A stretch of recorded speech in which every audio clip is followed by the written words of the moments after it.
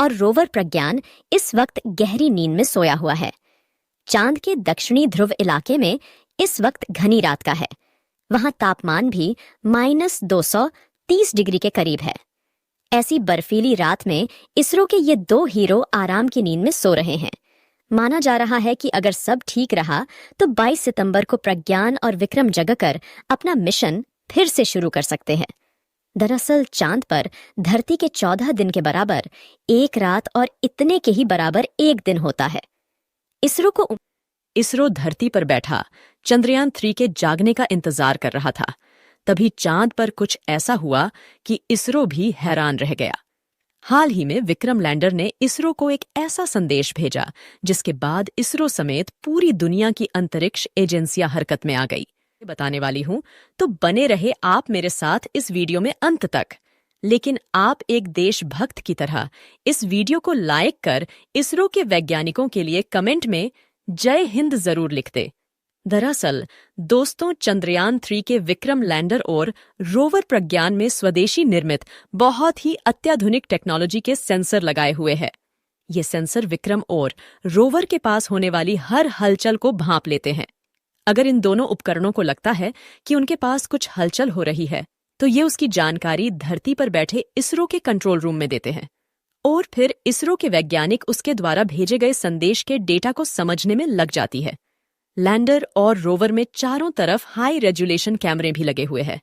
ये कैमरे चांद की सतह की तस्वीरें क्लिक कर इसरो को भेज देते हैं।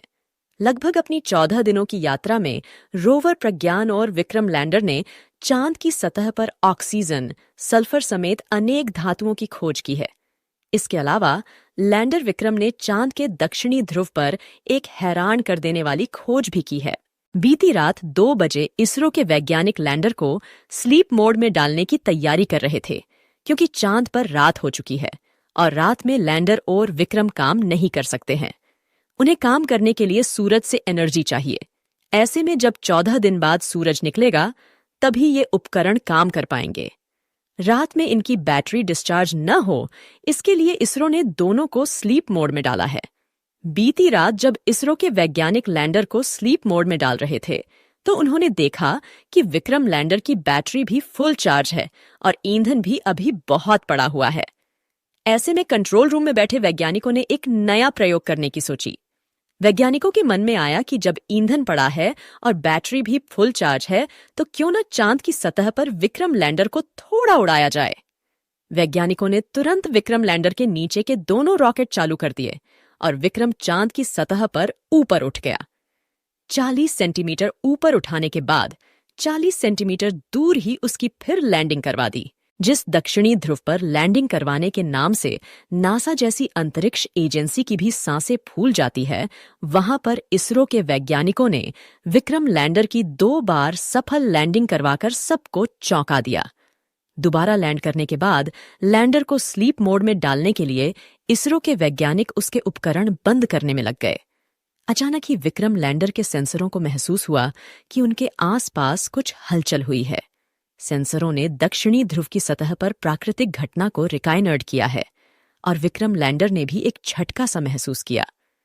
लैंडर ने तुरंत इसरो को संदेश भेजा कि कुछ ऐसा हो। संदेश मिलते ही इसरो के वैज्ञानिक तुरंत जांच में जुट गए। उन्होंने विक्रम लैंडर पर लगे ILS उपकरण को जांच करने में लगा दिया कि वहां क्या हो रहा है। कहीं कोई एलियन या कोई ऐसा रहस्य तो नहीं है जो विक्रम लैंडर के पास पहुंचकर उससे छेड़खानी कर रहा है। उपकरण ने प्रज्ञान रोवर और अन्य उपकरणों की हलचल के बारे में भी पता लगाया, तो पाया कि चांद की सतह पर कंपन, भूकंप या दूसरी कृत्रिम घटनाओं के कारण हो सकता है। चांद पर आने वाले भूकंप को अर्थक्विक नहीं बल्कि मूनक्विक कहा जाता है। लेकिन दोस्तों, चांद पर भूकंप पृथ्वी की तरह नहीं आते हैं। धरती पर सिर्फ कुछ मिनट तक भूकंप आते हैं, जबकि चांद पर आधे घंटे तक भूकंप के झटके आते रहते हैं। इतनी देर तक भूकंप को देखकर वैज्ञानिक भी हैरान रह गए। चांद पर भूकंप क्यों आता है, इस रहस्य का अभी तक वैज्ञानिक ठीक से पता नहीं लगा पाए हैं। लेकिन वैज्ञानिकों का मानना है कि धरती के गुरुत्वीय प्रभाव के अलावा उल्कापिंड के गिरने से भी चांद पर भूकंप के झटके आते हैं। इसरो फिलहाल पड़ताल कर रहा है कि चांद की सतह पर यह अजीब हलचल क्यों हुई। विक्रम लैंडर ने जिस कंपन को रिकॉर्ड किया था वह भूकंप था या फिर कोई एलियंस की करतूत? दोस्तों, आपको क्या लगता है ये सब एलियंस की वजह से हुआ था? कमेंट बॉक्स में अपनी राय दें। उपकरण ने प्रज्ञान रोवर धरती पर चांद को हमेशा से शीतलता का प्रतीक बताया जाता है। चंद्रयान 3 ने पता लगाया कि चांद सभी की उम्मीदों से कहीं ज्यादा गर्म है। दरअसल सूर्य की किरणों से चमकने वाले चांद की सतह का तापमान 50 डिग्री सेल्सियस है।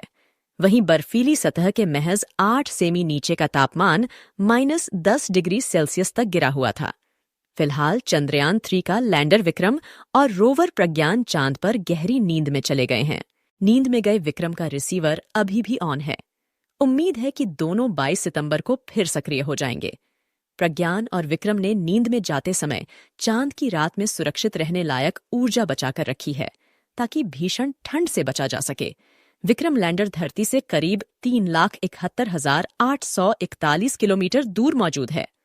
अब अगले 14 दिनों तक विक्रम लैंडर और प्रज्ञान रोवर के आसपास रात होगी। तापमान -300 डिग्री सेल्सियस से और भी नीचे जा सकता है।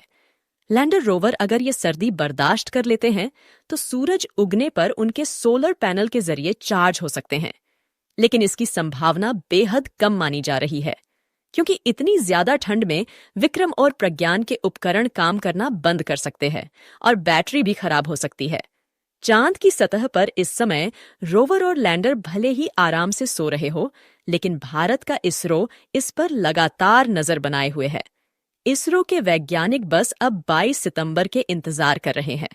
इस दिन सूरज निकलते ही इसरो से लैंडर को सिग्नल भेज जाएगा। अगर सब कुछ सही रहा तो लैंडर सिग्नल को रिसीव कर लेगा और जाग जाएगा, और अगर रिसीव नहीं किया तो हमेशा के लिए चांद की सतह भारत की पहचान के रूप में मौजूद रहेगा। दोस्तों, चांद पर 14 दिन आराम करने के बाद देखते हैं आखिर 22 अगस्त को क्या होता है। दोस्तों, आपकी दुआओं के बल पर ही चंद्रयान 3 ने 23 अगस्त को चांद की सतह पर सफल लैंडिंग की थी। अब एक बार फिर आप कमेंट बॉक्स में प्रार्थना करें कि जब चांद की सतह पर 22 सितंबर को सूर्य की रोशनी पड़े तो हमारा चंद्रयान 3 नींद से उठ जाए और फिर से काम करने लग जाए। इसरो के वैज्ञानिकों की मेहनत के लिए जय हिंद लिखना न भूलें। अभी तक अगर आपने इस वीडियो को लाइक नहीं किया है तो लाइक जरूर कर दे और यह जानकारी अपने दोस्तों के साथ भी शेयर कर दे। आज के इस वीडियो में बस इतना ही। मिलते हैं जल्द ही अगले नॉलेजेबल और चंद्रयान 3 के नए अपडेट के साथ। तब तक के लिए आप इस चैनल को सब्सक्राइब कर बेल आइकन को भी दबा दें। वीडियो को अंत तक देखने के लिए आपका बहुत बहुत धन्यवाद। जय हिंद, जय इसरो।